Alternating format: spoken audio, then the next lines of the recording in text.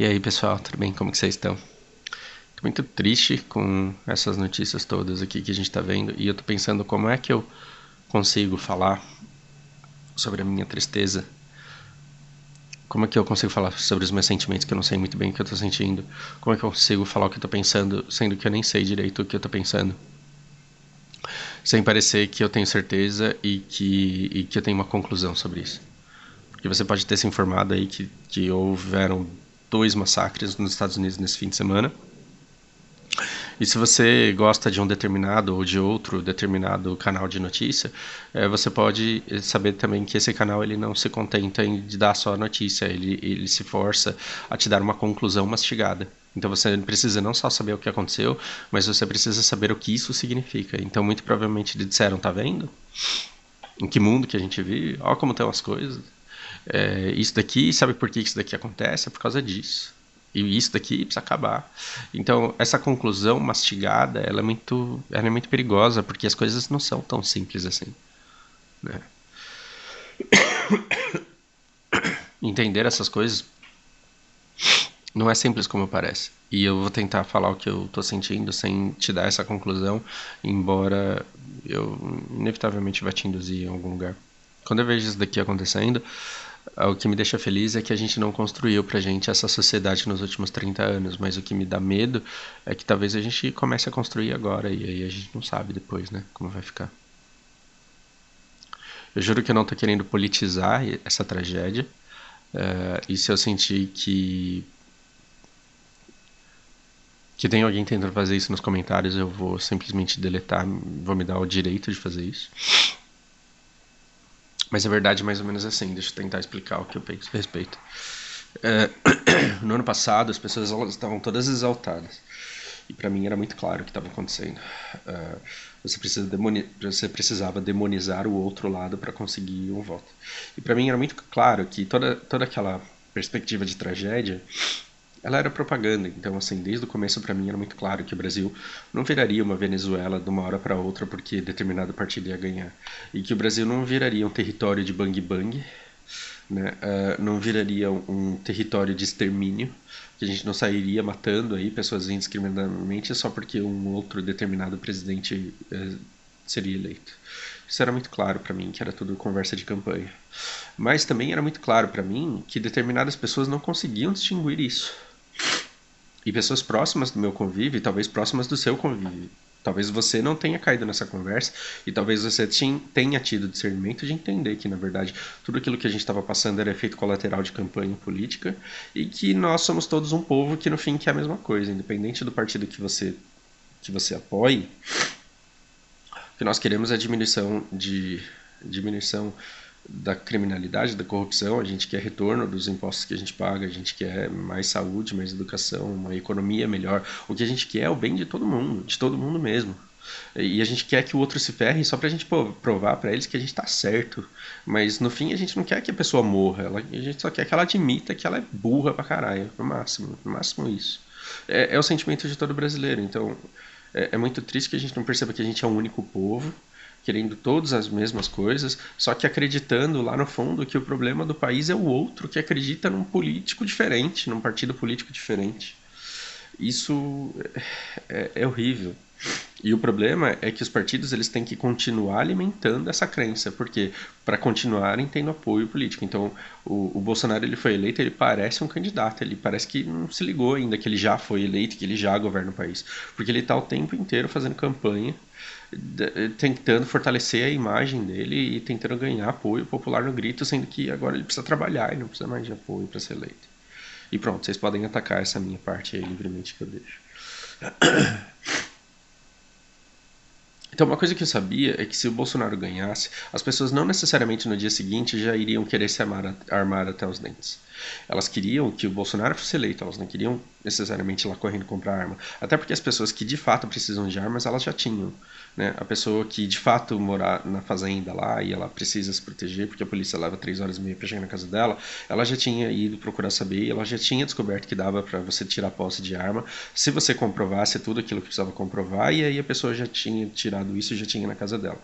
As pessoas que nunca tinham se dado o trabalho, elas queriam a liberdade de poder fazer isso caso elas quisessem, mas não necessariamente elas queriam. Então, das pessoas que defenderam com ódio a ideia de que elas queriam poder se armar, eu conheço pouquíssimas que deram seguimento com a ideia e que estão armadas hoje. Porque saber que elas podem ter posse de arma, elas sabem. E aí as desculpas são inúmeras. Não, é porque é caro, mas o Bolsonaro vai tornar mais barato. Não, é porque é burocrático, mas vai ficar mais fácil. Mas no fim, eu não vejo as pessoas assim ansiosas por se armarem até os dentes e sair dando tiro. Não é a média do brasileiro essa. A gente quer poder fazer as coisas, não necessariamente você quer ir lá e fazer. E sabe por que isso é bom? Porque as armas, embora seja triste saber que as armas estão na mão dos bandidos, então uma coisa é a arma na mão do exército, outra coisa na mão do bandido, e assim, é triste você se sentir impotente, desarmado, incapaz de se defender nesse meio, mas ainda assim você sabe que as armas de grande destruição, mesmo os fuzis, as metralhadoras, as armas mais pesadas, elas são dadas para pessoas que se provaram merecedoras e equilibradas dentro dessas facções criminosas. Ou seja, dentro das facções criminosas, talvez nos morros aí que são defendidos por traficantes, você tem sim pessoas que têm fuzis e que matam policiais, e isso é lastimável, mas ainda assim essas armas elas são dadas para bandidos que seguem um mínimo de uma conduta moral. Então você não vê traficantes entrando no shopping ou no banco ou na escola ou no supermercado e dando tiro de fuzil no teto para impressionar todo mundo, embora eles possam fazer isso, porque a segurança do shopping, embora os caras sejam muito grandes, eles não podem impedir que bandidos entrem com fuzis lá caso eles queiram. Entende onde eu quero chegar? E com grandes poderes vêm grandes responsabilidades. Então as pessoas que conseguem acesso a essas armas, elas se provaram dentro da organização criminosa das quais elas fazem parte, e elas fazem o uso com o mínimo de princípios. Ou seja, você não vê você não vê traficantes entrando com um fuzil no shopping para matar todo mundo, inclusive a namorada que meteu o chifre nele ali. A coisa não atinge civis de maneira indiscriminada. Essa pessoa ela tem que responder pela consequência de seus atos.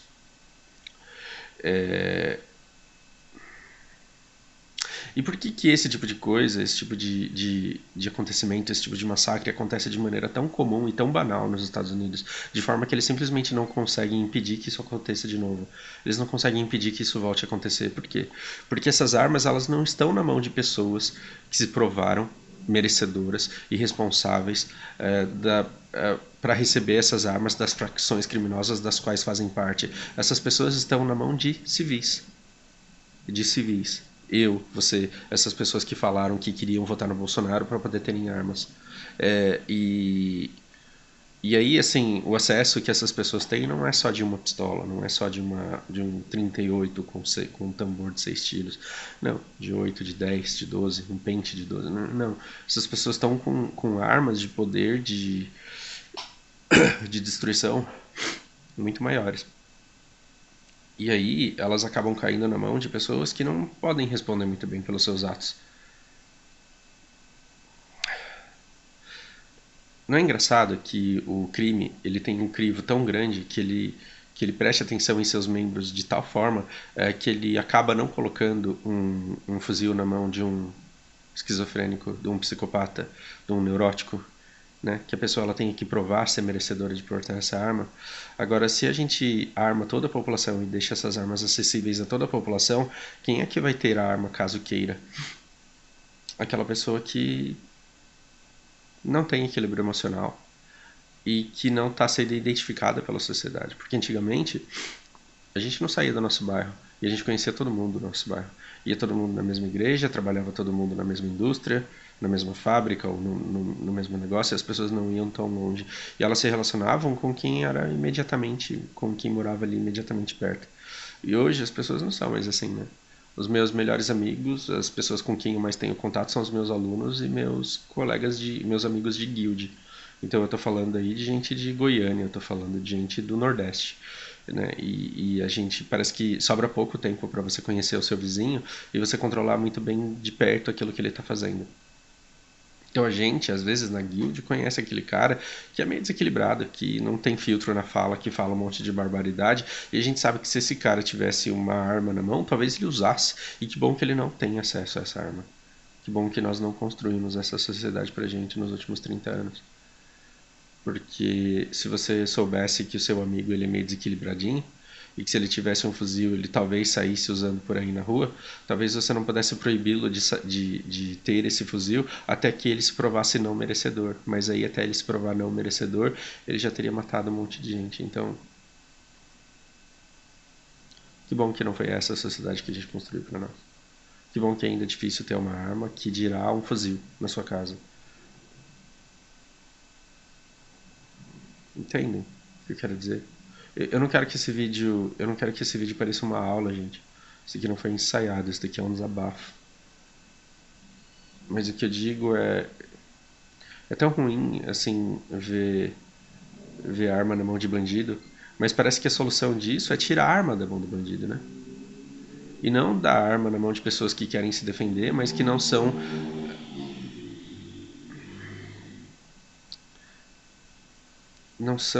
podem ser responsáveis pelas consequências de suas próprias decisões. Então parece que a gente já está fazendo a primeira coisa, parece que a gente está demonizando e desumanizando a oposição. Porque nos Estados Unidos até hoje tem grupos extremistas que ficam falando não, porque esses imigrantes, porque esses negros, porque isso, porque aquilo, e a gente precisa garantir nosso território e garantir nossa hegemonia. No Brasil a gente não fica falando que venezuelano isso, que argentino aquilo, a gente não é xenofóbico aqui. Embora a gente faça piada de já que é noob o tempo inteiro, a gente não odeia o cara a ponto de querer ir lá e matar ele. A gente não tem isso, pelo menos não que eu perceba tão gritantemente. Mas a gente tem isso entre nós mesmos. Isso é perigoso. Se você está alimentando um ódio tão grande assim, ao ponto de achar que o país só não é melhor do que é porque o outro que não concorda com o seu candidato e que defende um outro só porque ele existe, se você acha que a existência dele é um problema, você pode estar criando a primeira pré-condição para o caos, para essa sociedade que a gente vê lá do outro lado. Esse é o primeiro ponto. A desumanização das pessoas. É achar que elas não são João e Maria. É achar que elas são petistas e fascistas. E o segundo passo é você deixar que pessoas que não são capazes de responder pelos próprios atos, neuróticos, psicóticos, esquizofrênicos. Outra coisa é você deixar essas pessoas terem acesso a armas que podem causar todo esse dano na vida das pessoas. Tomara que. Tô atrasado para o meu trabalho. Tomara que a gente aprenda a se controlar. E E assim, acompanhe aí o que os Estados Unidos está fazendo em relação a isso. Porque existe um movimento crescente e incansável no sentido de combater o acesso às armas de fogo. E pensa aí se o que a gente quer é nadar exatamente no caminho contrário. Sabe por que tem um monte de gente dizendo que vacina faz mal? Sabe por que tem esse monte de gente dizendo que vacina faz mal? Porque faz tempo que as pessoas não vêem uma criança com pólio. Faz tempo que as pessoas não veem uma criança com sarampo. Faz tempo que você não tem na sua família alguém que ficou paralítico por conta de paralisia infantil. As pessoas elas perderam contato com a doença de verdade. Por isso elas falam assim, não, mas é porque essa vacina aqui está dando infarto em pessoa com menos de 80 anos. Então, criou-se assim você começa a associar a vacina com males muito menores do que a doença que ela protege, só porque a doença que ela protege não te parece uma ameaça real. Então a gente quer tanta arma, assim, a gente quer tanta arma na nossa sociedade, porque talvez você não tenha perdido uma pessoa que você ama da sua família quando ela estava dando um rolê no supermercado e uma pessoa entrou lá e saiu atirando para todo lado. Eu acho que a gente só não dá muito valor às nossas vidas porque a gente não está, digamos assim, acostumado a perder gente de forma traumatizante, dramática e gratuita. E você pode até me dizer, mas eu tenho uma pessoa que eu amo que foi baleada num assalto.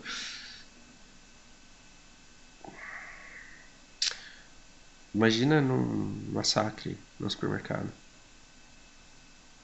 Eu perdi conhecidos que se recusaram a entregar o tênis. E se recusaram a entregar o tênis e tomaram um tiro. É indignante? É uma indignação que dura pro resto da vida. É uma indignação que dura pro resto da vida. Ainda assim, a pessoa ela teve uma participação na morte dela. Ela bateu o pé e falou, não, tira aí porque eu não vou te entregar. Ela ainda tem um mínimo de culpa e de responsabilidade pelo decorrido. Porque o assaltante, ele tinha uma arma que podia dar 8 tiros e deu 3 nele. Outra coisa seria se essa pessoa tivesse entre 60 outras que estavam no supermercado na hora em que ele foi invadido por alguém que estava desgostoso com a vida e com o mundo. É engraçado, mas assim, hoje, e perdão a divagação, eu falei pra vocês que isso daqui é só um desabafo. A gente vivia em comunidades onde todo mundo se conhecia, hoje você não conhece mais. E às vezes você vê uma pessoa se perdendo na vida, isolada, que não consegue se relacionar, não consegue emprego, não consegue estudar, não consegue ter amigos, não consegue encontrar amor na vida. E a desesperança dessa pessoa vai crescendo cada vez mais, ela vai ficando cada vez mais incapaz de estabelecer relações e incapaz de ver futuro para a vida dela. Aí quando ela abre o Netflix, e eu não tô colocando a culpa no Netflix, pelo amor de Deus, né? Mas aí quando ela entra lá, o que ela vê? Um monte de seriados que pregam o Armagedon, o Cataclismo, o fim da humanidade. Você começa assistindo Walking Dead, Rain. Você começa a assistir um monte de seriado que mostra que o mundo está colapsando e que pouca gente vai sobreviver ao caos que se aproxima. Você dá ainda mais desesperança na cabeça dessa pessoa. E quando ela sai desse mundo fantasioso e ela vai pro jornal, para as notícias, o que ela escuta?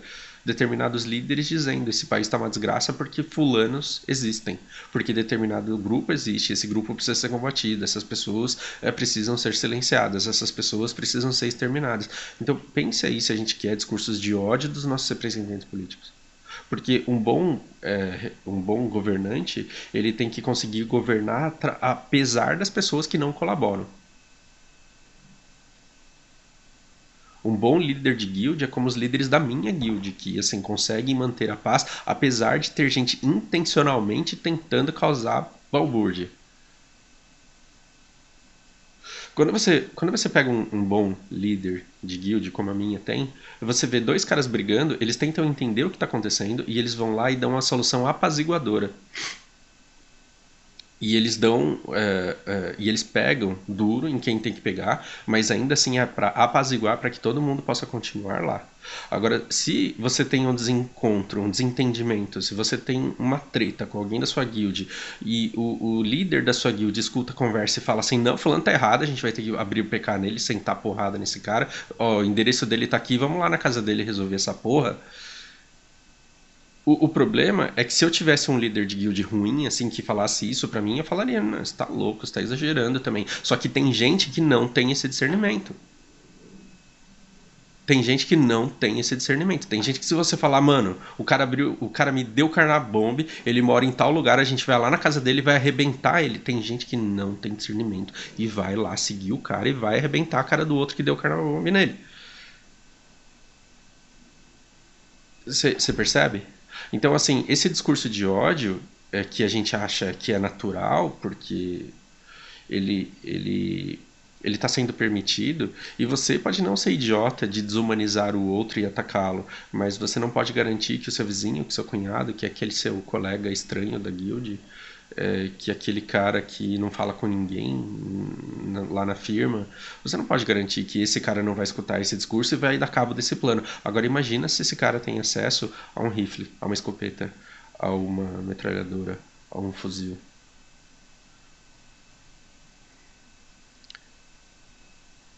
Pense que tipo de sociedade as pessoas criam para si e no seu poder de participação na definição da sociedade que você quer para você. Reflitam aí.